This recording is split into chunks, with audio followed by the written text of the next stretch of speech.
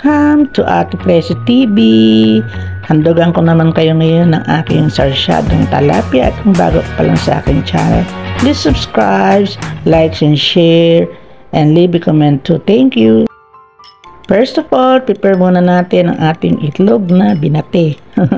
Scrambled egg. And of course, syempre, gigisa muna natin yung sibuyas, bawang, kamatis. Yan, ilagay natin yung piniritong talapia. Pituin muna at lagyan ng konting tubig o sabaw.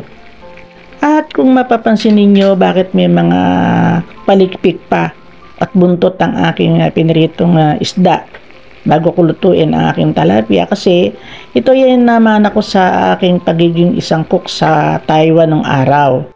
Ang sabi ng aking amo doon, wag daw tanggalin yan dahil may mga vitamin daw yan. So, ayan na nga, at hanggang sa maluto na, lagyan natin siya ng yung itlog na aking binitikan na. Isa lang yan. So, yun na nga, at idiretso ulit natin kwento ko. Yun nga, kaya hindi ko tinatanggalan ng palikpik tsaka ng buntot ang aking mga piniritong isda. Dahil nakalagay sa aking isip na yan ay pampadagdag vitamin din. Ayan na nga, kumukulo na. Hintayin lang natin ma-absorb ang mga ibang tubig o yung sabaw natin. Ayan, malapot-lapot na. At saka natin tikman kung okay na. Isang simpleng ulam para sa isang tanghalian o hapunan. Alam niyo naman ngayon, halos talapia na lang ang pinakamurang isda. Kaya tayo na at tayo mananghalian na para matikman natin ang masarap na talapyang sarsyado sa itlog.